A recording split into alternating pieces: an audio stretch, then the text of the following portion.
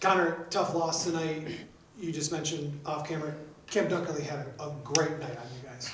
Yeah, I mean, I think we talked about it before, right? He's a goalie when he's hot. He's hot. He's hot. He's on, right? So, I think early, he was making some saves. I think the one on T-Mac back door where he kind of waved his stick, and saves like that, I feel like are saves that give a team momentum, but not only that, give a goalie a lot of confidence. I think he starts feeling a little bit, and that's nothing to do with us. That's just him making a great play, a great save, and it was a great play by T-Mac. So, I think we just ran into a hot goalie, a hot team. I think third quarter, a lot of penalties, right, and we were in the box for a lot of it, and then we started getting in that desperation mode and started to chip away at the lead, but too little, too late. You talk about the scoring shots, and we've mentioned those at one point in the Colorado game, last week Halifax, and here.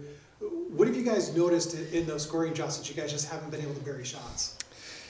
Yeah, I think it's taken us a while to adjust to their game plan, right? I think every team goes into halftime and makes adjustments, right? Whether what's working, what's not working for them, and I think defensively they were playing this a little bit differently.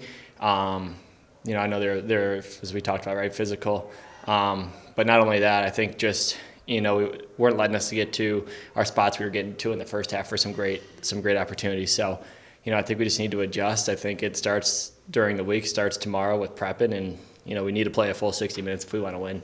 Every team in this league so good, as you can see with the standings, so close. So, yeah. On a positive note, you got your 100th point tonight. You become the second American-born player to have back-to-back 100-point seasons along with Joe Resetarits. Two-part question. One, what does it mean to get that? And how nice is it to get that with a guy who's also from the same area you're from in Western New York?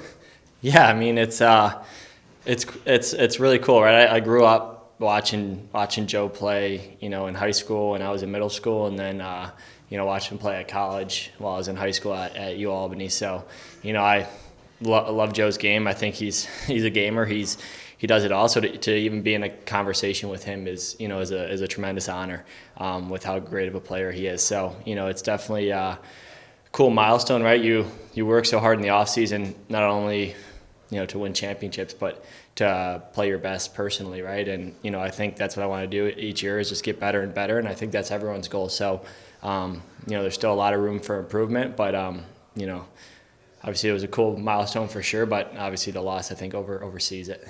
I'm going to throw one more milestone at you. So with that 100 points, you had 100 points and 120 plus loose balls in back-to-back seasons. Only one other player in league history has done it, a guy named John Tavares.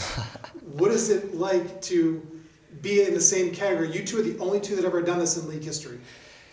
Yeah, I mean, to be in a conversation with him, like saying with Joe, obviously JT's arguably the greatest of all time, right? So to be in any category with him is a tremendous honor. I grew up similar to Joe too, but I grew up idolizing JT. When he's in on the Bandits, obviously growing up from Buffalo, going to those games, pretending like I was, John Tavares in my backyard. So, I think just to be brought up in a conversation with him is really humbling, and obviously how great of a player he was. So, it's pretty cool.